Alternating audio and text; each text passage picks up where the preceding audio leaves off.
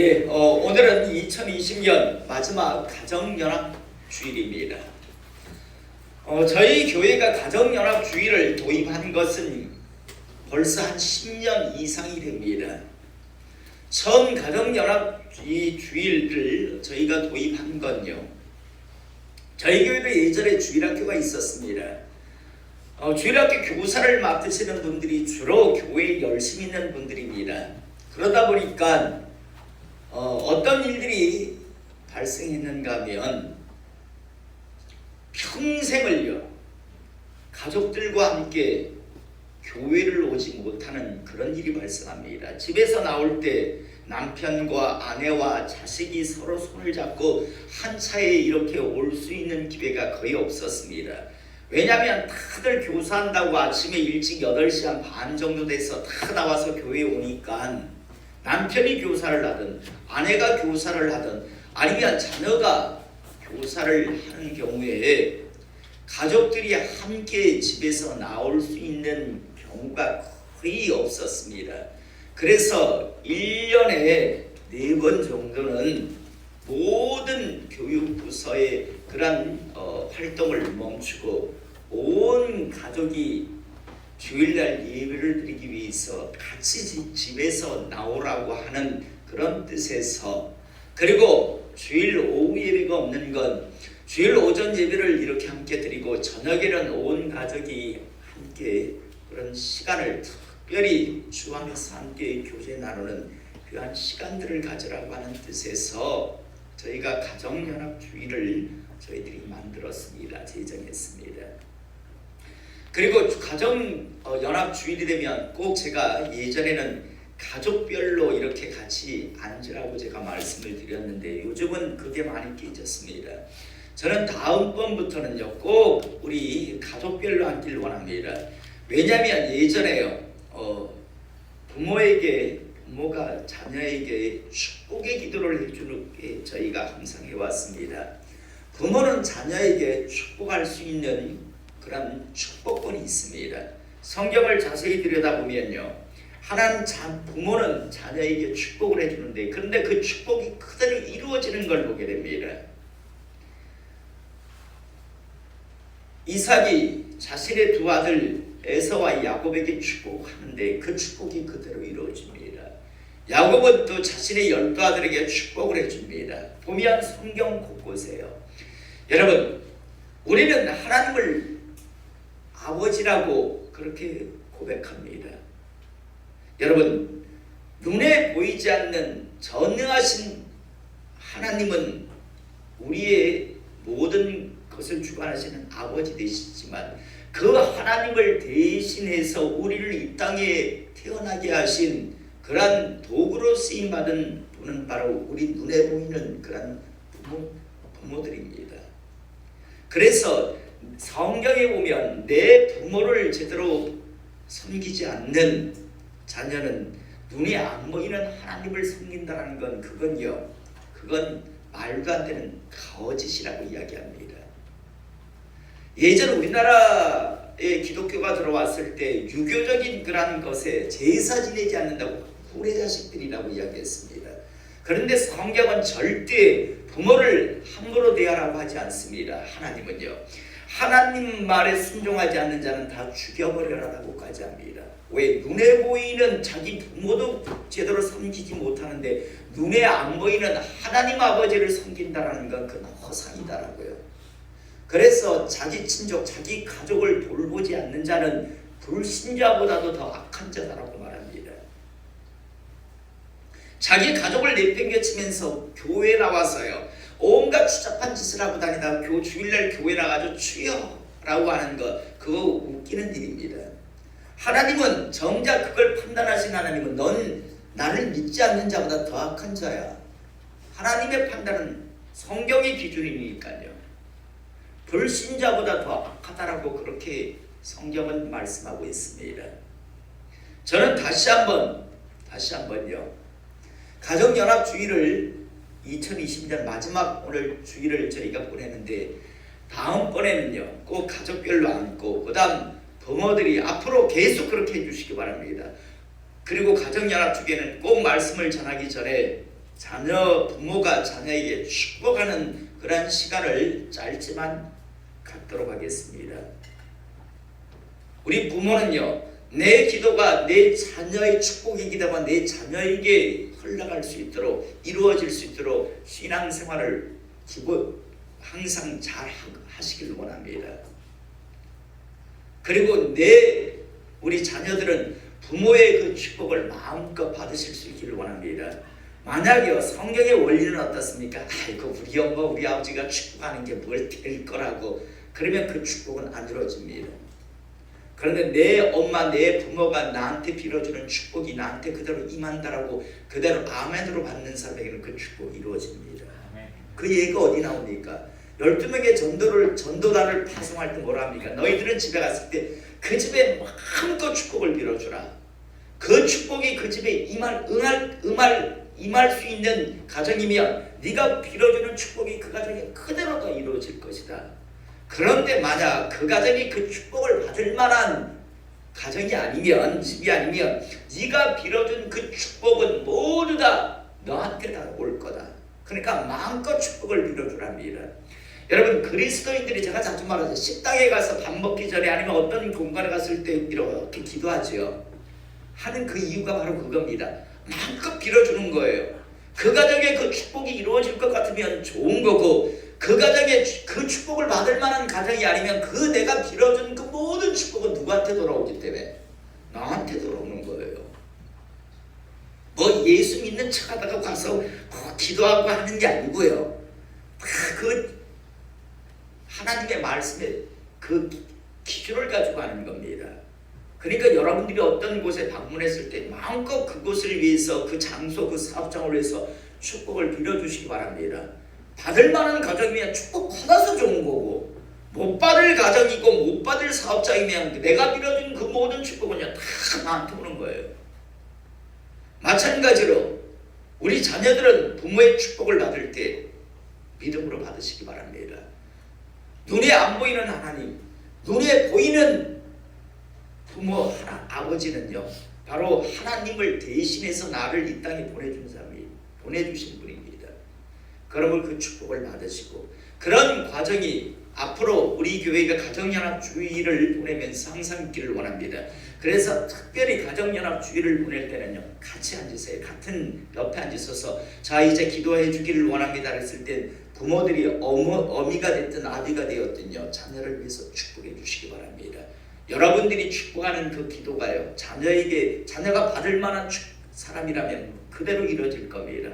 혹시 자녀가 받지 못한다 할지라도 그 축복은 나한테 이루어집니다. 자녀들은 그 복을 받기 위해서 준비하고 또 축복을 빌어줄 만한 그런 믿음의 사람이 되도록 우리 부모는 준비하는 그런 평소의 신앙생활이 될 수 있기를 이 시간 축복합니다. 예, 얼마 전에 저희 사모님의 생일날요 저희 아이들이 엄마의 생일이라고 생일 선물들을 했는데 생일 선물 중에 오리털 패딩이 하나 있었습니다. 아이들이 사모에게 생일 선물을 줄 때 제가 옆에 있다가 그냥 정말 농담 삼아 웃자고요. 마침 보니까 오리털 패딩을 선물하기에 제가 그냥 웃자는 식으로 아이 추워 제가 그랬거든요. 그랬는데 자식 중에 한 명이 그 말이 걸렸었던 것 같아요. 그래서 며칠 후에 새벽 예배 때 입으라고 거의 털로 된 롱패딩을 하나 선물을 저한테 주었습니다. 장로님 많이 춥다고 하십시오. 패딩이 생깁니다. 저는 정말 아무 생각 없이 있는데 롱패딩이 하나 생겨서 이제 새벽 예배 때 좀 추우면 입고 다니려고 하는데요. 그런데 양복 위에 패딩을 입으려고 하다 보니까 조금 치수를 큰 걸 저한테 선물을 해주었어요. 입어보니까 다 맞아요. 그런데 딱 한 군데가 이 소매가 길더라고요. 그래서 옷 수선집에다가 얼른 가서 맡겼습니다. 날씨가 추워지기 전에 빨리 수선을 해서 입으면 되겠다 싶어서 소매만 줄이면 될 것 같아서 옷수선집에 가서 맡겼는데 씩씩하게 저 혼자 가서 이제 소매를 줄여달라고 했습니다. 그런데 옷수선집 주인이 이야기를 해요. 한 요 정도 줄이면 되겠습니다 라고 하는데 저는 소매가 좀 길면 굉장히 싫어하거든요. 그래서 아니요, 조금만 더 짧게 해주세요 라고 했습니다. 그래서 이제 그 다음날 찾기로 하고 옷수선집에다가 패딩을 이렇게 맡겼습니다. 그리고 그 다음날 가서 이제 패딩을 찾아서 딱 입었는데 문제가 생겼습니다. 무슨 문제가 생겼을까요? 예, 짧았습니다. 손을 내리면 그냥 맞는 것 같아요. 그런데 한번 이렇게 올렸다가 내리면 쑥 들어가 버리는 거예요. 막 마음이 상해서요. 왜 마음이 상했는가 하면 첫 번째는 제 돈을 주고 산 것 같으면 그래도 덜 마음이 상할 텐데 이 자식에게 선물을 받은 거다 그거가 되다 보니까 더 귀하게 느껴졌거든요. 또 하나는 저는요, 제 마음에 딱 한 군데만 안 들면 안 입는 스타일이거든요. 속으로 얼마나 고민을 했겠습니까? 이걸 몰래 갖다 버려? 그리고 똑같은 걸 사가지고 마치 사준 거 그대로 입는 것 같이 그대로 해. 보면 볼수록 마음은 상할 거고 이걸로 어떻게 하지? 근데 방법이 없었어요. 왜냐하면 옷수선집 사람이 그걸 싹 잘라버렸더라고요. 좀 뭐 이렇게 접어 넣었으면 좀 이렇게 풀어달라고 하면 괜찮을 것 같은데 이게 패딩이 되다 보니까 싹 잘라버려가지고 앞만 봐도 늘릴 방법이 없어요. 혼자서 정말 고민을 참 많이 했습니다. 소매에다가 왜 우리 그 왜 이렇게 공부라드는 거 있잖아요. 그걸 갖다 붙여? 뭐 이런 생각. 새벽 예배 기도하려고 하는데도 그 기도가 안 될 정도로 이걸 어떻게 해결하지? 갖다 그냥 가슴 아프더라도 그냥 갖다 아예 눈에 안 보이면 잊어지니까 갖다 버려. 그리고 새로 하나 사. 뭐 이런 여러 생각. 보는 사람마다 짧대요. 그리고 짧은 걸 어디다 입고 다닐 거며 그리고 자식이 선물해 준 거가 되다 보니까 이걸 어떻게 해야지 하고 고민하다가 그런데 문득 이런 생각이 들었습니다. 그래, 나는 이걸 어떻게 해결할 수 없는데 혹시 옷수선집에 다시 갖다 주면 그 사람은 전문가니까 무슨 방법이 있지 않을까라는 그런 생각이 문득 새벽 예배 시간에 들었습니다. 제가 끙끙거림이 하도 하나인데 이거 뭐 벗어날 수가 없어서요. 그래서 다음 새벽 예배를 마치고 집에 있다가 나중에 딱 이제 옷수선집이 문을 열 때 들고 갔습니다. 가가지고 제가 하소연을 할 그 옷수선집을 왜 짧게 했냐라고도 할 수가 없잖아요. 왜 내가 짧게 해달라고 했는데 그 사람은 분명히 이 정도까지 하시면 됩니다라고 했는데 아니요, 좀 더 짧게 이래가지고 해놓으니까 뭐 방법 제가 짧게라고 했다는 것도 인정합니다. 그런데 너무 짧습니다. 좀 방법 없겠습니까? 아무런 생각해도 나는 방법이 없는데 백은 전문가니까 무슨 방법이 있을 것 같아서 혹시 몰라서 가지고 왔습니다 라고 했더니 아무 말도 안 하고 예 알겠습니다 라고 그냥 주시고 내일 찾으러 오세요 이러는 거예요. 저는 며칠을 고민했는데 기도까지 방해받으면서 자, 그리고 그 다음날 가서 옷을 찾았습니다. 그리고 짠 하고 입었는데 어땠을까요? 해결되었어요. 아주 흡족하게 해결이 됐습니다. 어떻게 그 사람이 했는지 모르겠어요. 그렇다고 무슨 뭐 붙인 것도 아니었습니다. 어떻게 하여튼 뭐 이래 해가지고 딱 이제는 이렇게 입었다 내리면 다시 정상으로 탁 봅니다. 새벽 예배 오시는 분은 볼 수 있을 겁니다. 네, 새벽 예배 오시지 않는 분은 절대 못 보실 것이고. 자, 여러분, 우리 모두는 이 땅에 살아가다 보면요, 한 번씩 삶 속에서 문제라는 것, 다시 말해서 강력한 삶의 암초를 만날 때가 있습니다. 여기에서 제가 말씀드리는 문제라고 하는 건요, 삶의 암초라고 하는 건요, 아무리 내가 노력을 해도 도저히 어떻게 해볼 도리가 없는 그런 것들을 말하는데요. 저는 이런 문제, 이런 삶의 강력한 암초를 만났을 때 이 세상의 주인님 되시는 하나님 앞에 그 문제를, 그 삶의 강력한 암초를 가지고 나와서 하나님의 도우심을 받는 하나님의 사람 되시기를 이 시간 축복합니다. 아멘. 제가 여러분들에게 자주 드리는 말씀 중에 어떤 말씀이 있는가 하면, 하나님 앞에서는 기적이라는 단어는 존재하지 않는다라고 말씀을 드렸습니다. 우리가 볼 때는 이건 도저히 불가능한, 이게 되면 기적이다라고 하는 일이 하나님 앞에서는 존재하지 않는다란 말입니다. 왜냐하면 하나님은 무엇이든지 하실 수 있는 전능하신 하나님이시기 때문에. 또 하나는 동서남북이 다 막힌 것 같은 삶의 위기를 맞이하였을 때 항상 열려있는 방향이 있다는 걸 잊지 말라라고 했습니다. 그리고 그 열려져 있는 방향은 바로 위쪽 하나님을 향한 방향이라고. 하나님을 향하여 부르짖는 도우심을 구할 수 있는 방향은 언제나 열려져 있다고. 인간이 볼 때는 동서남북만 보기 때문에 다 막힌 것 같이 하나님을 향한 사람은 항상 위쪽이 열려 있다는 것을 잊지 말라라고 여러분들에게 항상 말씀을 드렸습니다. 저는 오늘 시간 이곳에서 예배드리는 우리 성도님들이 다시 한번 잊지 않기를, 이 사실을 결코 망각하지 않기를 이 시간 축복합니다.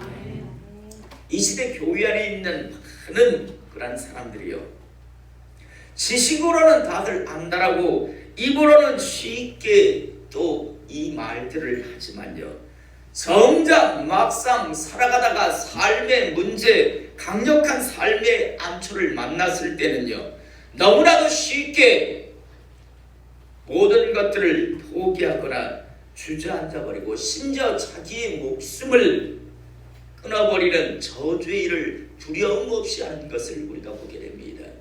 얼마 전에도 개그맨이요, 자신의 엄마와 함께 자살했다는 소식을 전해 들었습니다.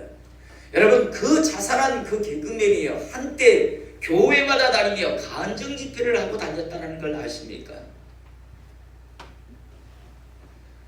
많은 사람들이 하나님의 축복을 받을 때는 난 이런 하나님의 은혜를, 이런 축복을 받았어요라고 그렇게들 이야기하고 다니는데, 정작 삶의 어떤 문제를 만났을 때, 강력한 암초를 만났을 때는 하나님 앞에 도우심을 구하기보다는 어리석게도 스스로 목숨을 끊어버리는, 자포자기해버리는, 포기해버리는 그런 일들을 하는 것을 보며 참 가슴 아픕니다.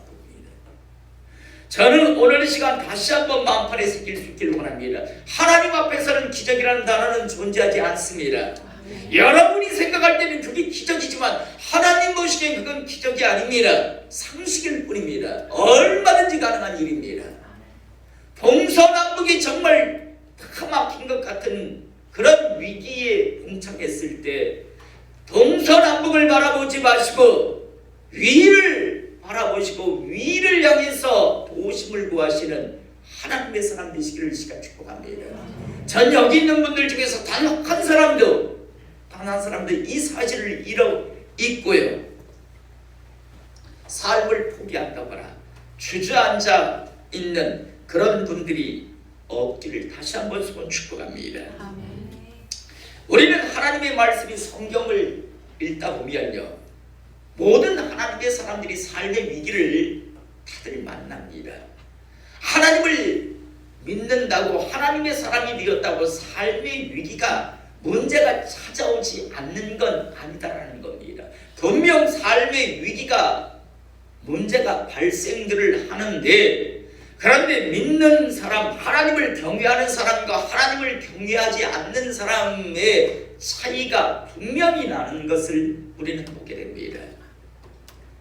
열왕기하 4장에 보면요, 수넴 여인에게 하나님의 은혜 안에서 아들이 하나, 자식이 하나 주어졌잖아요. 그런데 이 귀한 아들이 그만 아버지를 따라 나갔다가 추정컨대 일사병이라고 다들 이야기하는데 어쨌든요, 아이고 머리야 아이고 머리야 하더니 집에 돌아와서 그만 죽어버립니다. 늦게 얻은 하나님의 은혜 안에서 얻은 귀한 아들이었습니다. 그런데 이 아들이 허무하게 그만 죽어버립니다. 여러분, 이때 장례식을 수냄 여인이 준비하지 않습니다. 아이를 데리고요, 아이를 그대로 두고 이 여인이 짐을 싸가지고 즉시 엘리사를 찾아가는 걸 우리가 보게 됩니다. 여러분, 엘리사를 찾아갔다라는 건 무슨 의미입니까? 하나님을 찾아갔다라는 겁니다. 하나님의 도우심. 나는 더 이상 할 게 없다. 아이는 이미 죽었어요. 중동의 장례법은요, 그날 장례식을 모두 마쳐야 합니다. 왜냐하면 날씨가 워낙 덥기 때문에 시체가 부패되기 때문에 우리나라는 3일장이지만 중동은 반드시 그날에 장례를 다 마쳐야 합니다. 그렇다면 자기의 귀한 자식이 지금 죽었습니다. 그렇다면 그날 장례식을 마치려면 빨리 뭔가를 고가는 자도 불러야 하고 여러 가지 준비해야 할 일이 많았을 텐데 이 수냄 여인은요, 아이를 그대로 두고요, 즉시 하인을 대동해서 갈멜산에 있는 엘리사를 찾아가는 것을 우리가 보게 됩니다. 하나님에게는 방법이 있을 것이다. 하나님은 나를 보실 수 있을 것이다 라는 분명한 믿음이 있었기 때문에 수냄 여인은요, 엘리사를 향해서 갈멜산을 향해서 달려가는 것을 우리가 보게 됩니다. 또 열왕기하 19장에 보면 아수르 왕 사네립이요, 랍사게를 군대 장관으로 앞세우고 18만 5천 명의 대군을 거느리고요, 남유다를 멸망시키겠다고 쳐들어옵니다. 그리고 마음껏 남유다의 백성을 말로서 유린하고 모욕합니다. 대놓고 이야기합니다. 야, 히스기야가 말하지 뭐 하나님이 너희를 도운다고. 야, 하나님 어느 왕이 어느 신이 우리의 이 아수르 제국의 칼날을 피할 수 있었더냐.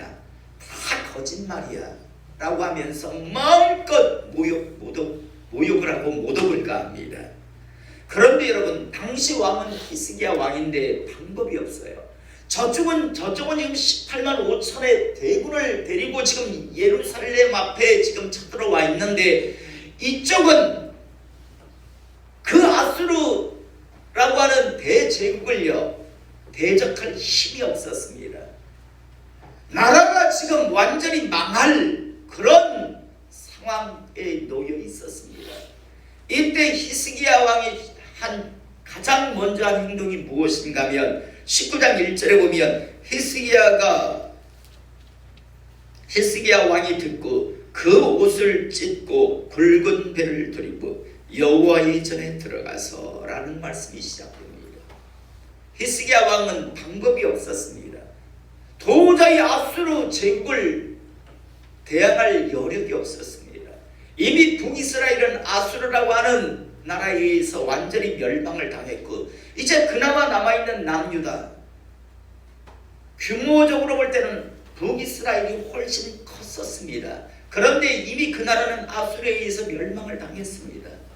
이제 남유다, 자기가 이제 왕으로 있는 남유다가 있는데, 그런데 이 남유다도 치겠다고 지금 사네립이 쳐들어와 있습니다.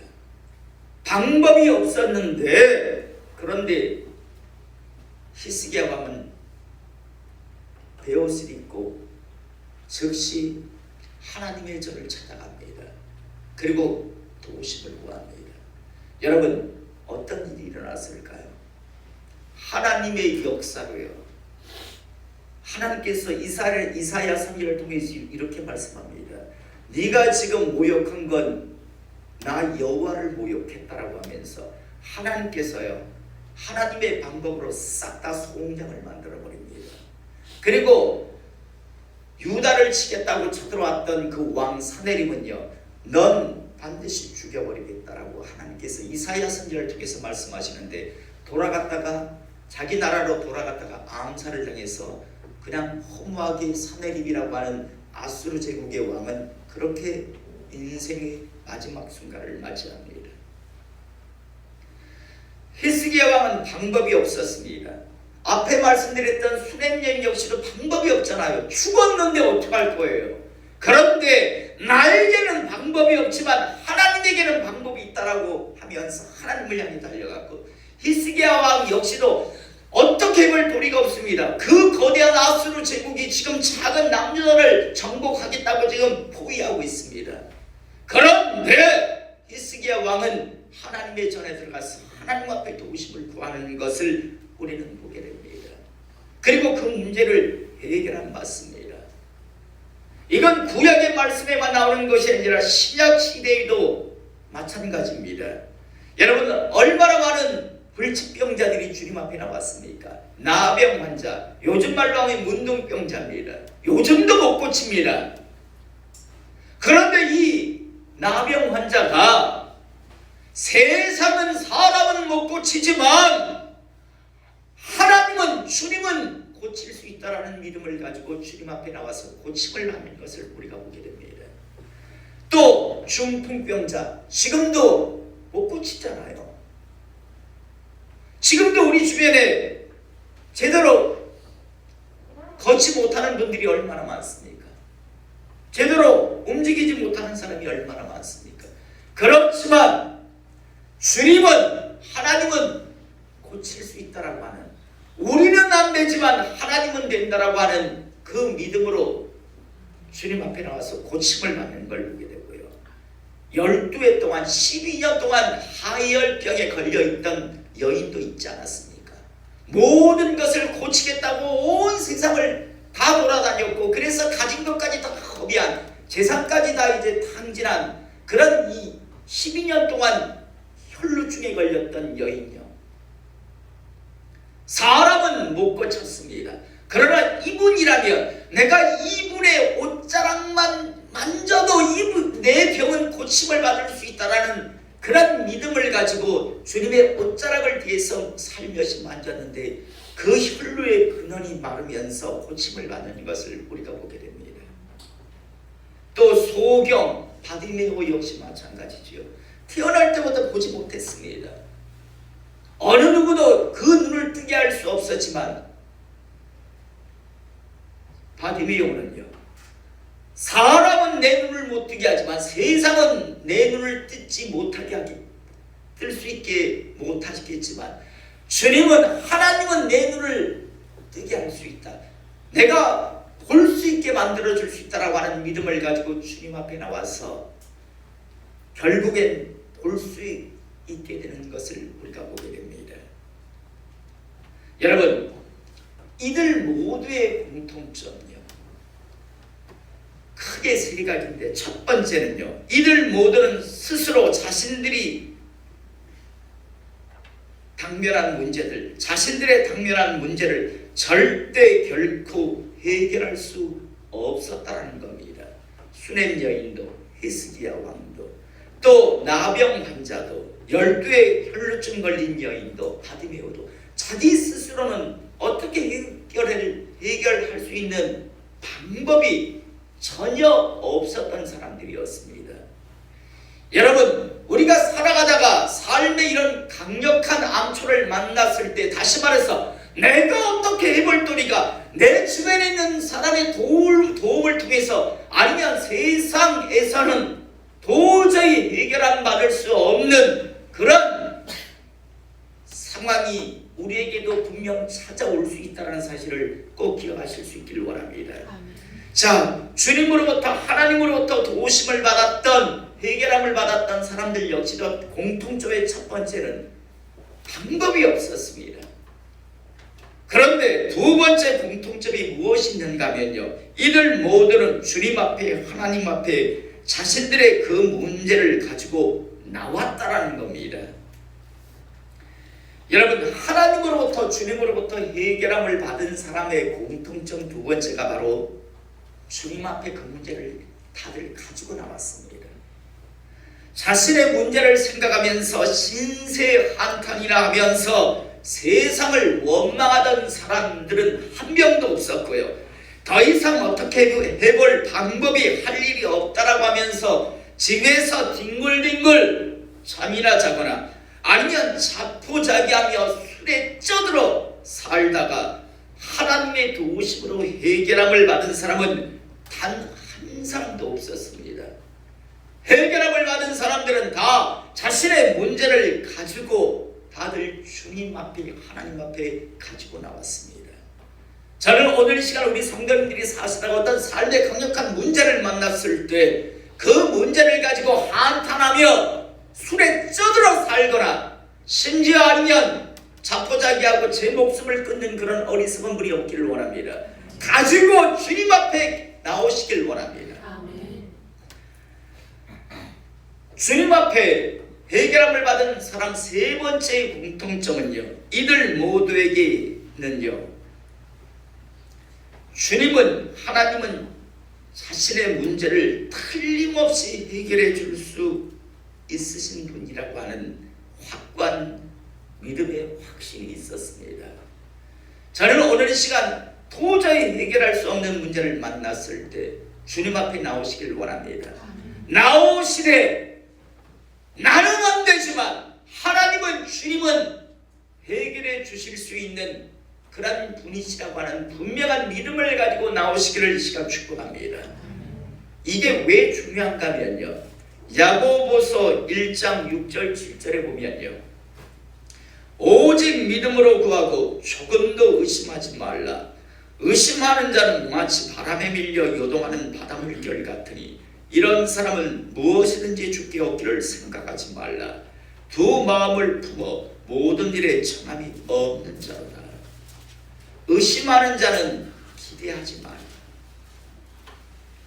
그 문제를 해결받을 거라고 하는 기대를 하지 말아라. 그 해결함을 너에게 주지 아니할 거라고 말씀하십니다. 저는 다시 한번 다 막힌 것 같은 도저히 해결할 수 없는 그런 문제를 만났을 때 주님 앞에 가지고 나오시기 바랍니다.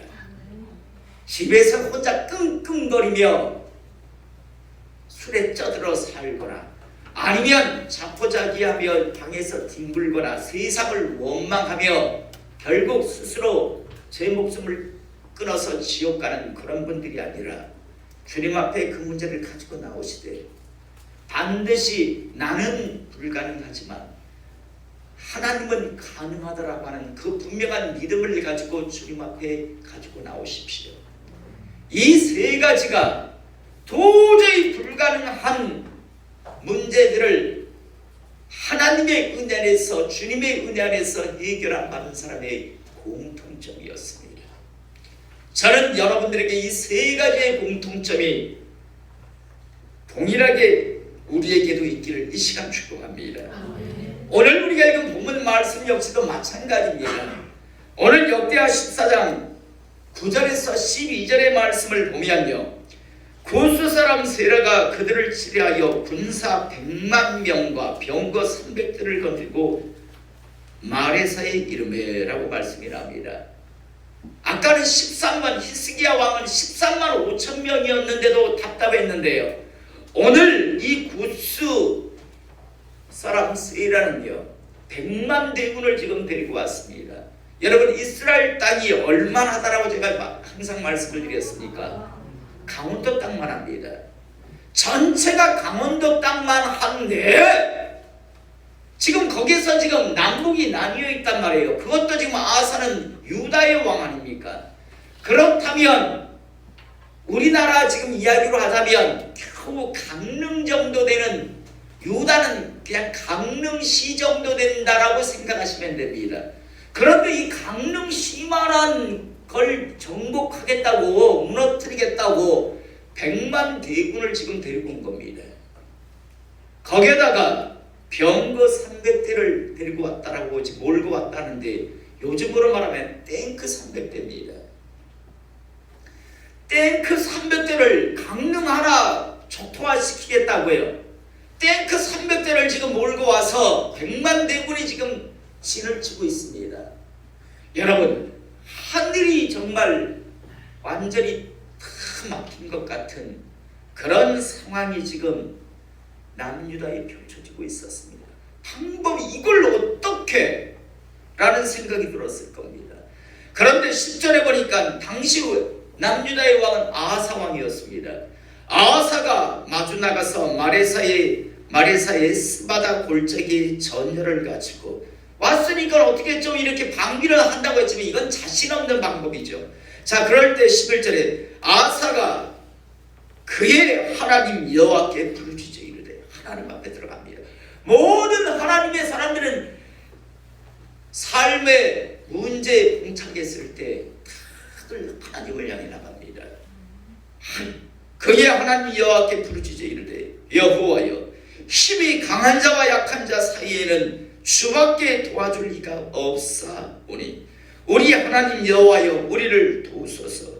우리가 주를 의지하며 주의 이름으로 의탁하고 이 많은 무리를 치러 왔나이다 라고 말합니다. 강한 자와 약한 자 사이에 도우실 분은 오직 누구밖에 없다고요? 하나님 한 분밖에 없다고. 도저히 불가능하지만 하나님을 의지하고 지금 한번 이들과 싸워보겠다고 지금 저희들 이곳에 나와 있습니다 라고 하며 도와달라고 이야기합니다. 여호와여, 주는 우리 하나님이시오니 원하건대 하나님이 주를 이기지 못하게 하옵소서 하였더니, 저는 오늘 이 시간 우리 성도님들의 고백 속에, 기도 속에 여호와여, 주는 우리 하나님이시오니 라고 하는, 우리라고 하는 나의 하나님이라고 하는 그런 고백이 될 수 있기를 이 시간 축복합니다. 여러분, 이게 쉬울 것 같지만요, 잘 안 됩니다. 나의 하나님이시여, 우리의 하나님이시여라고 하는 고백을요 다 할 수 있을 것 같으나 못합니다. 너의 하나님께라고 이렇게 대부분 이야기합니다. 너의 하나님께 도우심을 구해다오, 너희 하나님께 기도해다오 라고 많은 이스라엘 백성들 중에서도요 너희 하나님이라고 이야기하지 나의 하나님, 우리의 하나님이라고 고백하는 사람이 그리 많지 않은 것을 보게 됩니다. 아사왕은 우리 하나님이시오니 원하건대 사람이 주를 이기지 못하게 하옵소서. 제 아무리 구수왕 세라가 많은 군사를 데리고 왔다 할지라도 결코 인간이 하나님을 이기는 일은 없게 하여 주시옵소서. 하나님 영광 받으시라고 지금 그렇게 기도를 하고 있는 겁니다. 그러면서 12절, 여호와께서 구수 사람들을 아사와 유다 사람들 앞에서 치시니 구수 사람들이 도망하는지라. 여러분, 하나님 앞에 기도했더니 하나님께서 역사하심을 통해서 이 100만 대군 중에 몇 명이 살아갔을까요? 그 이후의 말씀을 보면 한 명도 못 살아갑니다. 인간의 눈으로 볼 때는 이건 완전한 위기였습니다. 도저히 이건 해결할 수 있는 상황이 아니었습니다. 그런데 하나님 앞에 기도하니 하나님께서 역사하시니 100만 대군 중에 살아 돌아간 자가 한 명도 없습니다. 하나님께서 다 치시는 것을 우리는 보게 됩니다. 오늘 우리가 보았던 수넴 여인, 그 외에 히스기야 왕, 또 많은 그런 육신의 그런 도저히 치유될 수 없는 그런 문제를 가지고 있었던 사람들, 모든 공통점들은 문제가 있을 때 주저앉아 한탄하며 원망하며 술에 찌들고 세상을 향해서 아주 원망의 말을 내뱉으며 그렇게 자포자기한 인생을 사는 사람들이 아니라 다 들고 하나님 앞에 들고 나옵니다. 그리고 하나님이라면 해결해 주실 수 있다라고 하는 확고한 믿음들이 그들에게 있었습니다. 오늘 시간 이 말씀을 다시 한번 마음판에 새길 수 있기를 시간 축복합니다. 저는 예측한데 하나님께서 지금 이 말씀을 전하게 하시는 것, 지금 이런 상황에 놓여 있는 분이 있거나 아니면 앞으로 이런 일들이 이제 여러분들 각자의 삶 속에 찾아가기 때문에 일어날 것을 하나님께서 아시기 때문에 미리 준비시키신다라고 저는 생각을 합니다. 이건 저에게도 여러분들에게도 동일하게 적용되는 말씀이겠죠. 저 역시 목회를 하다가 갑자기 야 이거 동서남북 이 다 막힌 것 같은 상황이 온다면 저는 이 말씀을 붙들고 강단에 무릎을 꿇을 겁니다. 주여, 강한 자와 약한 자 사이에 도우실 분은 오직 하나님밖에 없습니다. 사람이 결코 하나님을 이기지 못하게 하옵소서라고 저는 기도할 겁니다. 그러면 저는 분명 하나님께서 역사하셔서 그 모든 문제를 해결해 주실 것을 저는 확신합니다. 여러분에게도 이 믿음이 오늘 확실하게 있기를 이 시간 축복합니다. 사시다가 분명 문제가 생기실 겁니다. 도저히 정말 동서남북이 꽉꽉 막힌 것 같은, 정말 숨조차 쉬지 못할 것 같은 그런 압박감에 놓이는 문제에 놓일 수 있을 겁니다. 이때 포기하지 마십시오.